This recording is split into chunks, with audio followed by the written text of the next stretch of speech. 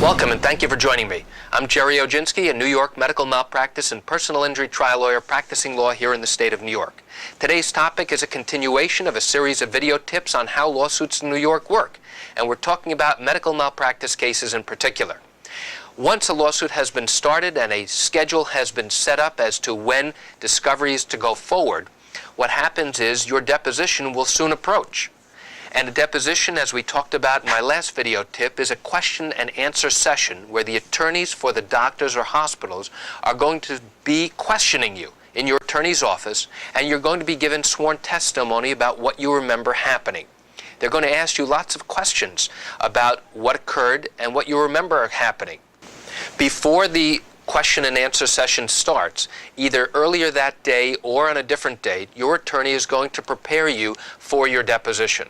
And we're not going to go into a lot of detail about the preparation for your deposition, but we are going to explain what the attorney will do for you. The attorney is going to go through in detail what actually occurred and what you remember happening. He may refresh your memory by showing you certain documents or certain records involved in your care and treatment. Importantly, your attorney is going to go through with you and ask you to express and explain how your injuries have affected you in your daily life. What problems you have now that you did not have before, and what things are you unable to do or are limited from doing now that you were never limited in doing before. The bottom line is that your attorney is going to tell you to be as truthful as possible. And if you don't remember something, there's no harm in saying you don't remember. But under no circumstance are you ever to exaggerate or tell something that is not true. So that's something for you to keep in mind and to specifically talk to your attorney about if you don't remember a particular item. Now, what happens during the course of deposition? Giving a deposition is the same as giving sworn testimony in a court of law at the time of trial, because your testimony is being recorded by a court reporter, and that information will then be put into a booklet that you'll have to review and sign, confirming that it is accurate.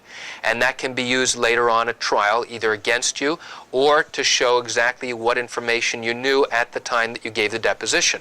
Under no circumstance should you take the deposition lightly, and under no circumstance should you come into the attorney's office thinking that you can simply wing it without being prepared by the attorney first. It should not happen, and it will not happen with an experienced medical malpractice attorney.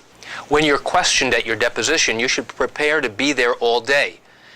Sometimes, depending upon the amount of information the attorneys need, they may be there a second day. You may have to come back a third day, again, depending upon what type of case this is and what information you have to give to the attorneys. Now, what happens after your deposition is completed?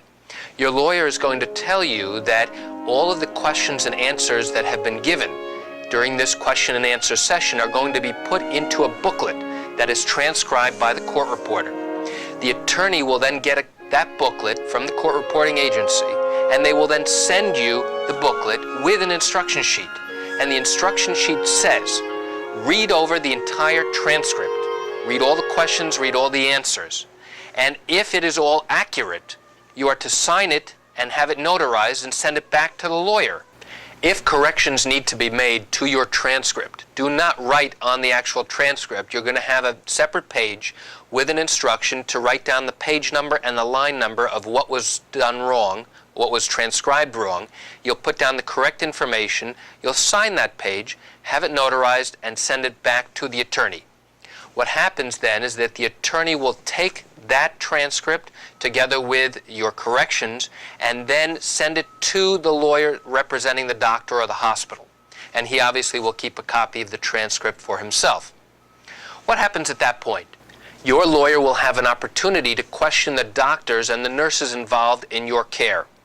And typically, clients will often ask, well, can I be present when you question the doctor or the nurse? The answer is yes, you have a legal right to be present when your attorney questions the doctor or the hospital that's involved in your case. However, I strongly advise most clients not to show up, because what happens is the clients will get very upset and very frustrated sitting across the table from a doctor who they believe caused them harm. And that's it for today's topic on what happens when depositions take place. I hope you'll join me for the next video tip, which is a continuation of a series on how lawsuits work in the state of New York. Thank you for joining me. I'm Jerry Oginski. Have a great day.